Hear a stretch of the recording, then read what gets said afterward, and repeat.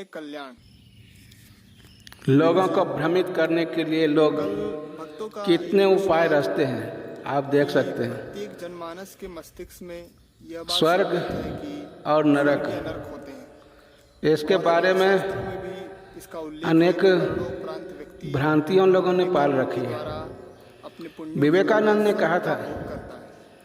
परंतु कि स्वर्ग और नरक पृथ्वी लोक पे मनुष्य है, बच्चों की डराने उसकी वाली सदैव बातें से हैं। उत्सुकता रही है कि स्वर्ग कैसा जैसे होता बच्चा है। या कोई एक साधारण मनुष्य अगर ये जानना चाहे कि स्वर्ग दवाई कैसा नहीं है, खा रहा हो कैसा दिखता है, तो उसे मिठाई दिया जाता है। इन मिठाई के लोभ में वह चक्षुओं से दवाई उसका खा दर्शन लेता है। कैसे कर सकते हैं? क्या इसके लिए मिठाई ज्ञानेंद्रिय देना चक्षु यहाँ चाहिए अथवा कोई दिव्य ज्ञान चाहिए? बात केवल एक अथवा हम कैसे इस स्वर्ग अध्यात्म का की दर्शन है। कर सकते हैं, स्वर्ग को अनुभूत वास्तविक कर सकते हैं अपने अंतःकरण में? उद्देश्य तो उनका यही है कि किसी प्रकार वह दवाई खा ले। दवाई के अंदर जो छुपी मिठाई है, तो ये मिठाई स्वर्ग के समान है। और डराते हैं, दवाई नहीं खाओगे तो आकर तुम्हें कोई पकड़ ले जाएगा भूत, जबकि वहाँ भूत कुछ नहीं है। एक भ्रामक शब्द है।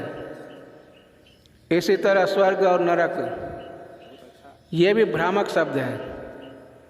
ना कोई स्वर्ग है ना कोई नरक है।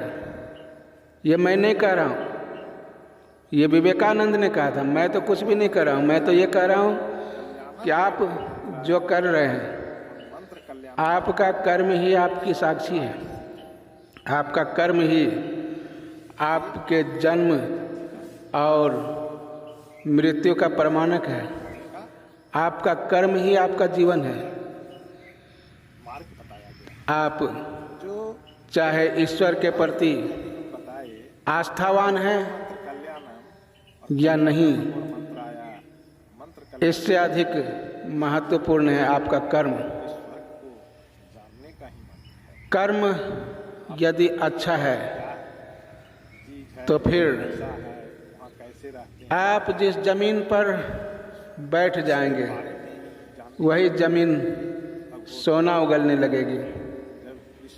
और कर्म यदि खराब है तो सोने की चिड़ियों के डाल पर भी अगर बैठ जाएं, जिस डाल पर सोने की चिड़ियां बैठती थी उस पर भी अगर आप बैठ जाएंगे तो भी कदाचित आप उससे मुंह मोड़ लेंगे। आपको वह प्राप्त नहीं होगा। जैसे कि आम के पेड़ के नीचे व्यक्ति जाकर भी आम नहीं प्राप्त कर सकता है जब तक उसके लिए प्रयत्न नहीं किए। प्रयत्न से सब काम सिद्ध होते हैं।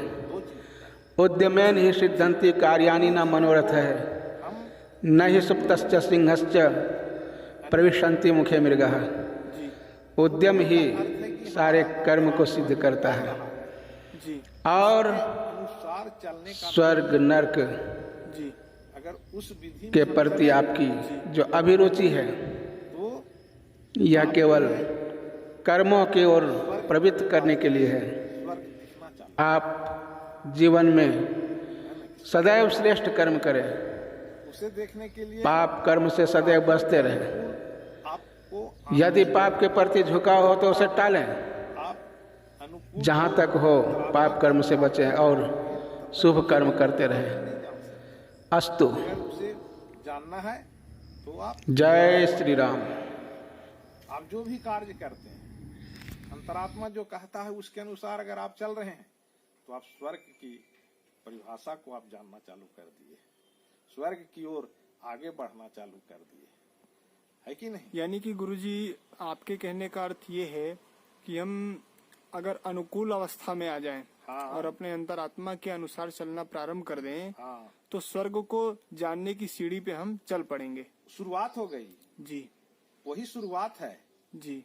प्रतिकूल जब तक हम रहेंगे तब तक हम उस सीढ़ी के ऊपर नहीं चल रहे हैं।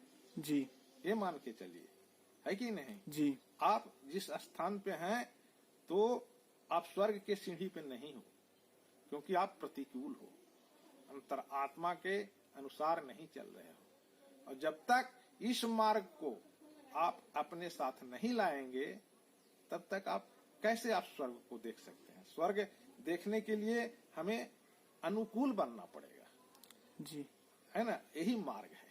इसीलिए हर व्यक्ति अपने आप को अनुकूल मार्ग पे लाइए और अपने जीवन को स्वर्गमय सार्थक बनाइए। जो देखेंगे वही बोलेंगे, जो कहेंगे वही होगा, और जो चाहेंगे वही मिलेगा।